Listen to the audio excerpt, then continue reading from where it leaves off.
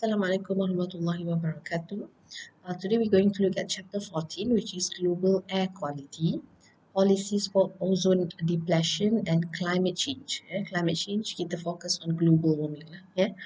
Okay, so first of all, we look at what is ozone depletion. Alright, so starting in 1950s, scientists begin measuring the Earth's ozone layer in the stratosphere, which is atmospheric layer lying between 7 and 25 miles above the Earth's surface. So saintis ni tahun 1950 baru dia fokus ataupun dia measure the layer, ozone layer lah. Jadi bila dia tahu ozone layer ni, it's very important to protect kita kan di bawah lah. Okay. So stratospheric ozone protects the Earth from ultraviolet radiation. So ultraviolet ni UV lah. UV ni macam daripada matahari dan sebagainya kan. So pancaran ataupun sinaran matahari ini dia ada UV yang boleh dia terlampau panas. Dia akan menyebabkan masalah apa kalau terlampau panas, terlampau teruk, dia akan menyebabkan penyakit-penyakit kulit lah dan sebagainya. Right, so it was then that world attention was drawn in the earnest to the problem of ozone depletion and the pollutants responsible for the damage. So selepas mereka mengkaji tentang ozone layer, dan baru dia tahu apa yang akan menyebabkan ozone layer ini berkurang, kebocoran dan sebagainya. So what is ozone depletion? Ozone depletion refers to the thinning of the stratospheric ozone layer, originally observed as an ozone hole over Antarctica. Kita dengar kan sebelum ni ozon kebocoran lapisan ozon. Bila kebocoran lapisan ozon ni dia akan menyebabkan macam-macam penyakit. Contohnya dia akan menyebabkan hujan berasid. Dia akan menyebabkan sinaran UV itu boleh menyebabkan penyakit kanser kulit dan sebagainya. Okay, the effect of ozone depletion is a loss of Earth's protection from UV radiation, and the primary cause of ozone depletion is due to chlorofluorocarbons and halogens. CFC, pernah dengar kan CFC? So CFC are a family of chemicals that were commonly used in refrigeration, air conditioning, packaging and insulation, and as aerosol propellants. Okay, kalau kita guna aircon, kita guna peti ais, kalau kita sembuh racun serangga, kita sembuh shelltox kan, kita sembuh racun nyamuk apa tu semua tu kan, itu merupakan dia semburan itu kan, dia akan menggunakan chlorofluorocarbon ataupun macam peti ais dan juga aircon, penggunaan yang dia menggunakan chlorofluorocarbon untuk beroperasi. So terlampau banyak penggunaan this kind of things yang akan menyebabkan ozone layer depletion lah. Tapi sekarang ni ada banyak teknologi yang menyebabkan aircon ini kurang CFC digunakan. Right, so this breakdown in UV light releasing chlorine which destroys stratospheric ozone molecules. Dia ada chemicals lah yang menyebabkan ozone layer ini untuk berkurangan. So how to control ozone depletion? So this is in US policy lah. So dia ada international dengan domestic policy. So what is international policy? The first one is Montreal Protocol. In 1987, there were 24 countries and the European Community Commission signed the Montreal Protocol on substance that deplete the ozone layer. Right, so this landmark agreement called for a 50% reduction in CFC consumption and production, a target that was to be achieved gradually by 2000. And to achieve this objective, each party to the protocol was responsible for designing and implementing an effective control program in accordance with the agreed upon deadlines. So tahun 87 lagi, US dia dah buat pendekatan, dia dah buat polisi-polisi dia yang first nak control penggunaan, pembelian dan juga penghasilan barang-barang yang ada CFC ni. Ya. Right, so second policy amendments to the protocol. The new agreement outlined a full phase-out plan for CFC inhalants and added controls for ozone depleting substances such as carbon tetrachloride and methyl chloroform.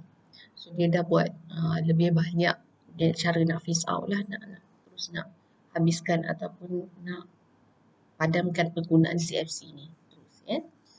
Number 3, policy international allowance trading. A market approach was integrated as part of the international effort to protect the ozone layer. So kita pernah belajar kan market approach. So di sana pun menggunakan ada juga So untuk ozone depletion pun menggunakan market approach juga Production and consumption allowances were issued to the protocol participant and transfers were permitted under certain guidelines. So dia menggunakan macam permit trading system. Okay, dan policy yang number 4, international policy ni adalah an interim multilateral fund. It was established in 1990 to help developing countries transition towards requisite CFC replacement technology. So tahun ini dia dah mula menggunakan teknologi macam mana nak replace CFC itulah. Gunakan teknologi macam saya kata tadi, sekarang ni aircon dah ada teknologi lain yang boleh mengurangkan penggunaan CFC. So, and in 1992, the fund became permanent and it is replenished every 3 years. So, benda ni, polisi ini digunakan sampai sekarang lah dan dia diperbarui setiap 3 tahun. Okay, itu international policy. What about domestic policy? So domestic policy on ozone depletion. In 1990, CAAA significantly strengthened US policy on ozone depleting substance through Title 6. Okay, so under these rulings, Congress charged the Environmental Protection Agency (EPA) with the responsibility of identifying ozone depleting substances. Jadi masa ini domestic policy ini dia menggunakan agensi untuk cari tahulah apa bahan-bahan yang menyebabkan ozon layer ini berkurangan. Each substance is assigned a numerical value that signifies its ozone depletion potential (ODP) relative to CFC2.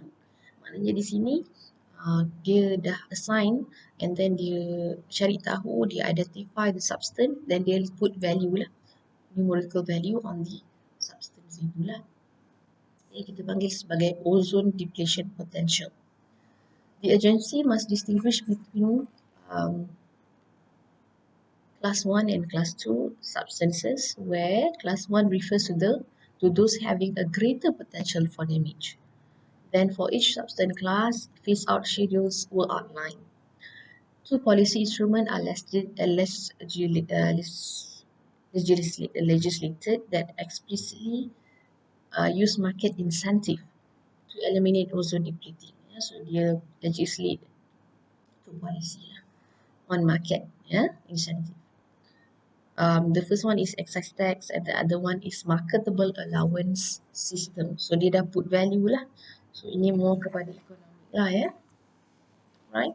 So untuk excise tax excise tax on ozone depleters is an escalating tax on the production of ozone depleting substances. The increased tax lah. Enacted by Congress in 1990, the tax rate per pound is based dollar amount multiplied by the chemicals ODP tadi itulah, where the base amount increase with each successive year in the phase-out schedule. Right? So dia darabkan tax in the base year dengan chemicals yang dia dah identify tadi tu. Okay, so the tax rate initially in 1990 set at $1.37 per pound, and then increased in 1995 to $5.35 per pound, and starting in 1996 the tax was increased by 45 cents per pound each year. Okay, so kalau 2012 kita kira lah, kalau 45 sen setiap tahun, kalau ke 2012 dah jadi $13. Kalau kita kira sampai 2020 dah jadi $16.60 per pound. Okay, so in economic perspective, the excise tax acts as a product charge on the ozone depleting substance. So dia bertindak sebagai product charge lah ya. Since production of ozone depleters generates negative externality, the tax can internalize this externality by elevating the producer's marginal private cost. Jadinya, bila ozone layer depletion ini merupakan negative externality.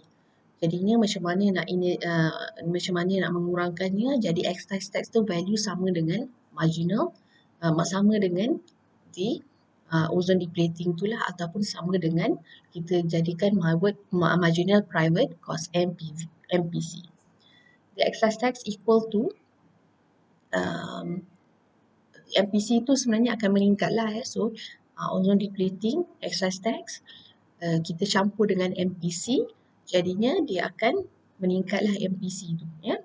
So the excise tax ini equals to the marginal external cost, maknanya externality, negative externality lah, at the efficient output QE and output allocation of resource is achieved. Right? Macam ni lah ya. So this is the diagram. Okay. So ini adalah quantity of ozone depletion, ini adalah price. So mula-mula MPC di sini. Jadi bila ozone depletion itu berlaku, then MPC campur dengan excise tax di sinilah akan meningkat. And MSC ni apabila kita campur MPC dengan MEC. Jadi ini merupakan the quantity, efficient quantity lah, apabila kita dah internalize the excise tax. Sebelum ini QC. So now QE lah, dah berkurangan lah ozone layer sebab dah tambah tax. Okay.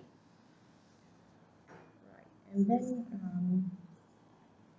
the second one is allowance market for ozone depletion chemicals. So the EPA established on allowance market to facilitate the phase out of these CFCs. Implementation essentially follows the allowance program in 1996 to control CFC and certain other ozone depleting substances. Firms will be allowed to produce or import this substance only if they hold on appropriate number of allowances. So kalau dia nak import, dia nak menggunakan, dia nak produce CFC ni, dia kena ada allowance dia tu lah. So each allowance will authorize a one-time release of 1 kilogram of this HCFC based on its ODP. The number of available allowance eventually will be brought to zero to meet the phase out deadlines. So dia ada allowance dan dia boleh membebaskan 1 kilogram CFC ini. Kemudian semakin lama dia akan brought to zero lah allowance, dan dia tak boleh nak